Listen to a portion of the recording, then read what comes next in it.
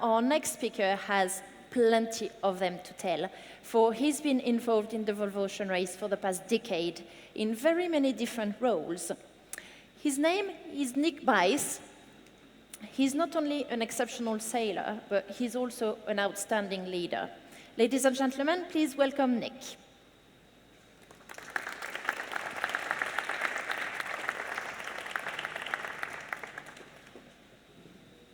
Thank you, Celine. And yes, Nick Bice. I understand the joke in Swedish, which is always a lot easier to speak to Swedish people because you can break the ice with a last name like Bice and what it really means. So, the Volvo Ocean Race. I'm going to touch on, well, actually, I'm going to talk a little bit about sailing. And I noticed, Celine, you said you're not going to talk about sailing, but there was a lot about sailing. And I'm going to talk about that, and I'm going to talk about how you build a team based on values and how that works. So, 45 years in the making, and we're back in Gothenburg, the home of Volvo, which is such a privilege to be back here and to actually be very close to the end of the Volvo Ocean Race and to be at the home of Volvo and just know that the passion that the Swedes have about this race is something very special. Here's a picture from last edition when we were here, and we're expecting crowds like this again in this edition. Just to update on some of Celine's numbers, I think we're expecting 3 million people to walk through the race villages throughout this edition of the race, and 100,000 corporate guests visiting the race. So from a public point of view and a stakeholder point of view, it's something which is very, very close. Just going back to the race course, 45,000 nautical miles, the longest edition ever of the Volvo Ocean Race. We're going through the Southern Ocean once again, and the Southern Ocean is where these heroes are created. The Southern Ocean is where the heroes can inspire people into our sport, and it's very good to see a lot of sailors here, and we hope that the Whitbread and now the Volvo does inspire you also. Now, just a little bit about the boats. They are 100% one design. Every single thing is exactly the same. So what that means is what you see out there is that the best win. The best team wins. The best people win. And that is extremely important to create a team. We used to say, you don't want a team of rock stars, but you want a rock star team. And we're seeing that right now. As a matter of fact, right at this very minute, Team Brunel have just snuck into the lead in front of Team Matfray. And if we look at the points coming into Gothenburg, at the moment Team Brunel is leading, Team Matfray is second, so there'll be 1 point separating them going into the final leg of the race. Dongfeng race team are in fourth position, so they will then be on equal points with Team Brunel because you get a bonus point for the win. So extremely close. Never in the history of the race has it come down to the last leg, and it looks as though that's going to be the case now. So the boats are extremely close, extremely well matched, and just an example in the top right here, the leg from Hong Kong to Auckland, 6,000 miles, 20 days, the top 5 finished within 27 minutes of each other. 27 minutes. On Sunday, there's going to be an inshore race, what we call it, and there's probably a difference of between first and seventh of 10, 15 minutes. So 27 minutes after 6,000 miles, 20 days at sea is extremely intense. That's why, once again, it's important to build a fantastic team that you can get through those intense times. Now, this edition of the race, these numbers, regardless of how many people come through the race village or the corporate guests, these are some numbers which we're very proud of. 18 different nationalities sailing in the race, 7 Olympians who competed in Rio 2016, 5 America's Cup sailors, and actually in saying that, there's 2 people in this particular race who competed. They got a gold medal in the Olympics. That's Blair Chook and Pete Burling. They won the America's Cup with Team New Zealand, And either one of them, one is on Brunel and one is on Mapfre. So they could also take out the Volvo Ocean Race, one of them, unless Dongfeng comes along and spoils the party. But that has never, ever been done before. So the Triple Crown. And something we're very proud of is 18 women competing in the race.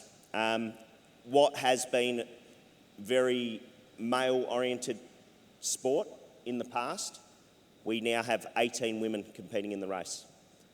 It's not mandatory to take women on board, but it's certainly incentivised. And how that's done is we created a rule where it's 7 males, or 7 plus 1 or 2 females, or 5 plus 5. So Turn the Tide on Plastics are sailing in the 5 plus 5 configuration, and the rest of the teams are the 7 plus 2. Whilst it doesn't mirror the exact corporate world, out of 64 sailors, 18 are women, it is getting very close, and something we're very proud of and something that we want to keep pushing, and we will certainly do that.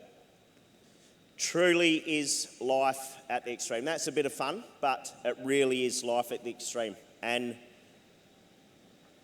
that is not a coincidence that that's the tagline. For every single element of this race, it's life at the extreme, both mentally and physically. So physically, your body goes through hell. This is Bianca Cook. She used to be a hand model before the Volvo Ocean Race. I'm not sure if she's going to make a comeback, but you're constantly wet, you're constantly dry, you're always way too cold or you're way too warm. When you're at sea also, you must maintain the boat. You must look after the boat. If you're at sea for up to 3 weeks at a time, you don't have the advantage of coming to shore for someone to fix something. So you must be looking after the boat also. Showers, non-existent. It's either way too hot or it's way too cold. So you're not doing this in the Southern Ocean. You might be lucky enough to get a rain cloud in the tropics, but that's about it. So 3 weeks, no showers. Living off freeze-dried food. Literally, you saw that in the kitchen or the galley, all you do is boil water and pour it into your food. And you learn to love this, believe it or not. And of course, sleeping is extremely difficult. The boats are currently sailing along at about 20 knots at the moment in very rough conditions at the top of the North Sea. And I tell you what, they'll be extremely tired once they get here. The race also has its disasters and you need to rally. And as Mark spoke about, that is when a true team comes into its essence. That is when a team really has the choice between folding or rallying and making a good story. And this is such a story with Team Vestas in the last edition of the race. I mean, who would have thought this would ever happen? But we rebuilt the boat, the team came back, and they did a fantastic job to get back into the race. And all of this is not possible without what we call onboard reporters, which is this crew here, one person on each boat capturing every single second. Well, not every single second, but trying to tell the story, trying to get the story off of the boats, trying to show to the world how a very well put together team will fight against resilience and win the Volvo Ocean Race. And when we first went looking for this crew, it was basically like looking for war correspondents. That's what we wanted. I actually gave a talk to some journalists once, and one of them tweeted straight after the talk, if your reporter ever complains about the conditions they work in, tell them to come and work for the Volvo Ocean Race. Because that is tough. Sitting down below decks trying to edit stuff that comes off. And for those that follow the race, I think you'll agree, the content that comes off of the boats is fantastic. So, how does this all happen? How do you live? How do you keep working as a team? Just before going into that though, this is how life is on board. 4 hours on watch, 4 hours off watch. So the yellow sections are the off watch. So when you're off watch, you've got to take all your wet weather gear off, you've got to eat your food, you've got to try and get some sleep. So this particular individual, on the 9th and 10th of February, on a 48-hour span, got 5.4 hours of sleep. Now, that is tough, and that is why you need to have a fantastic team, and that is why you need to help each other, and why you need to create a team before the race starts to be that rock star team. So as you can see, it's very tough physically, and then now this starts playing into mentally as well. When I was sailing in the race, that was one of the toughest. Physically, yes, but mentally was very hard. Lack of sleep, and all the different nationalities on board. How do you gel? How do you make it work? And that is the trick. This is a photo of Ian Walker. He's 19 years old. No, he's not really. But he probably aged a solid 10, 15 years in the Volvo Ocean Race.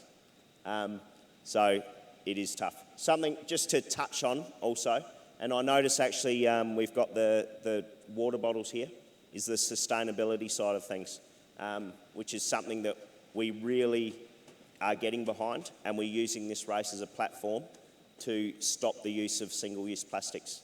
So if there's anything that you take away today, please stop the use of single-use plastics. So literally we want to turn the tide on plastic. What we are doing throughout the race though is we're monitoring a lot of the seawater around the world in a lot of the remote positions, areas around the world. I don't have it on this chart, but this is monitoring the parts per million of microplastics in our seas. And what we're seeing is microplastics are everywhere. So it's our responsibility to do something. After the race, we'll create a report as to where and how, and hopefully that gets enough recognition that we seriously do stop the use of single-use plastics. What is concerning about this, whilst it's using the race to do all this, is we've found microplastics pretty much in a place called Point Nemo, which is the most remote place on the Earth. The closest person, well, it's the furthest you can be from land anywhere, and that's in the middle of the Southern Ocean. The closest person is in the space station every 1.5 hours when they go above you. But to find microplastics there is very concerning. And this is what it's all about, winning the Volvo Ocean Race. There's no prize money. It's nothing like that. It's about this trophy. And if you get the opportunity over the next week or so, that trophy is displayed in the Sailors Terrace, which is just past the Volvo Pavilion. Take a look.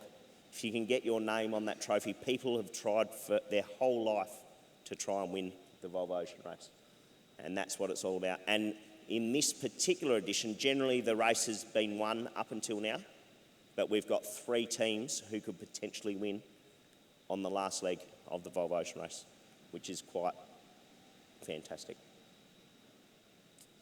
So, what's it take to build a team to win the Volvo Ocean Race? You need to trust each other, like any team. You need to have passion for what you're doing. Sailing itself is a whole pile of risk management. For those that sail, you know you can go out on a flyer, or you assess the risk of doing that, and you might win 1 out of 10 times or not.